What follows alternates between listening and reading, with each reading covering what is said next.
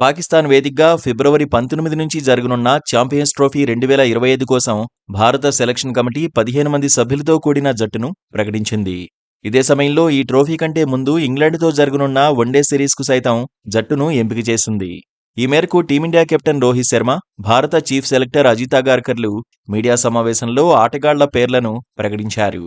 వెన్నునొప్పితో Sydney test రెండో ఇన్నింగ్స్లో bowling చేయని జస్ప్రీత్ బుమ్రా ఫిట్నెస్ సాధించాడు. దీంతో అతన్ని ఛాంపియన్స్ ట్రోఫీకి ఎంపిక చేశారు. ఇక ఇంగ్లాండ్తో సిరీస్తో పాటు ఛాంపియన్స్ ట్రోఫీకి కెప్టెన్ రోహిత్ శర్మ ఎంపికయ్యాడు.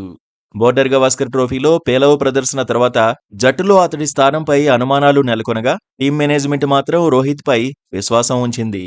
అయితే అనూహ్యంగా వైస్ కెప్టెన్గా శుభ్మన్ గిల్ను ఎంపిక చేసింది. ఇక సుమారు ఏడాదిగా భారత జట్టుకు దూరమైన శ్రేయస్ అయ్యర్ తిరిగి జట్టులోకి ఎంపికయ్యాడు. ఇటీవలే గాయం నుంచి కోలుకున్న మహమ్మద్ షమి సైతం జట్టులో స్థానం సంపాదించాడు. శస్త్రచికిత్స చేయించుకుని కోలుకున్న స్పిన్నర్ కుల్దీప్ యాదవ్ సైతం జట్టులోకి వచ్చాడు.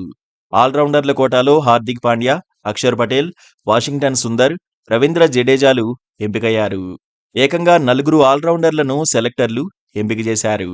ఛాంపియన్స్ ట్రోఫీ కోసం భారత జట్టులో వీరికి స్థానం లభించింది.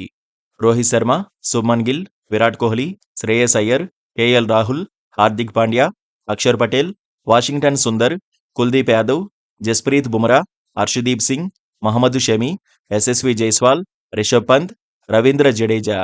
హర్షిత్ రాణా ఇంగ్లాండ్తో వన్డే సిరీస్లో పాల్గొంటాడు.